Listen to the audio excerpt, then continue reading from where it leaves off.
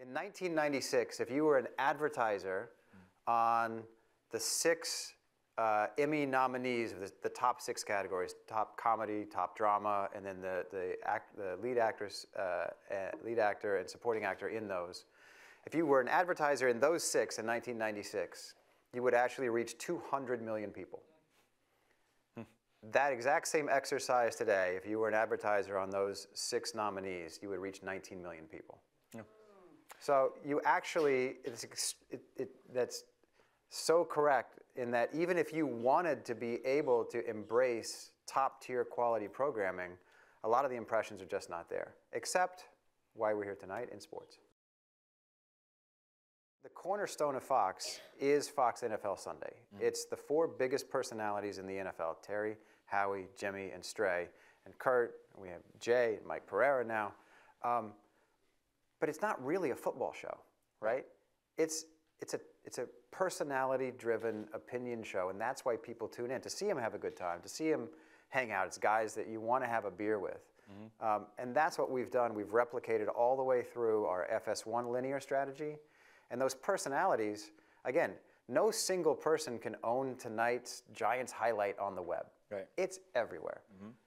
Only Fox has Terry Bradshaw, right? Only Fox has Skip Bayless. Only Fox has Colin Cowherd, right?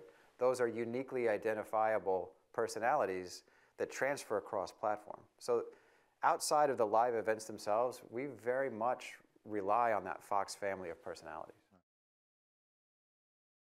I wrote a post before, and I was like, why you need to shut up and love your bundle. And the argument being that the people who call themselves cord cutters were basically ruining it for everyone else, because most of what they were watching was paid for in the cable window, right? Like Mad Men or like, you know, How I Met Your Mother and these things.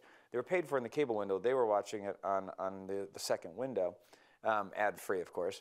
But like if you look at the macro level, television commercials represent somewhere between $40 and $60 billion in ad revenue. There's no way that gets removed from the system, and you still pay writers, actors, producers, like at the level we do. It's just $60 billion worth of salaries gone. There's $60 billion worth of investment in content gone, sports rights gone. We used to bundle video, and we'd also bundle news, and we'd also bundle radio. And now if I turn on my smart TV, right next to the video button is a, you know, Pandora or Spotify or iHeart button, right? Like this, the new bundle could actually be cross-media. So I know sports has a lot of that in terms of there's articles that are written, there's clips, there's audio podcasts, and then there's video. It'll be interesting to see what the kind of the new bundle looks like. And then what does that mean for an advertiser? Because am I cutting a commercial? Am I making an audio ad? Am I supposed to be making a visual ad? It's kind of a bit of a challenge. Our mutual boss's boss got on stage one day at a place I was, and James Murdoch got on stage and said, "We're not in the advertising business." And I was like, "Crap, I just got a new job." Bad news. We're in the audience business. And as soon as advertising makes it tougher for us to be in the audience business, we won't be in the advertising business anymore. And when I talk to agencies, I kind of say a very similar thing, which is like, if we think the price is so low that it actually affects our ability to have an audience, we just won't have ads. I mean, FX just announced FX Plus, right? Hulu ad-free is a very known. Now, what the right price for that is up to the advertiser.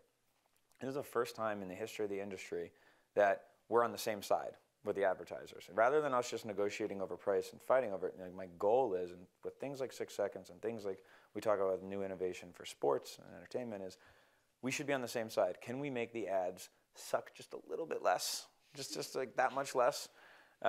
Can we make the experience like valued at what it is actually worth rather than everything's a negotiation and a fight?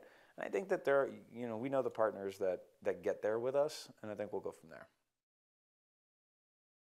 I think that's why I'm such a strong believer in, you know, our long-term bet with a lot of our sports partners, in that I like the idea of arbitraging human attention.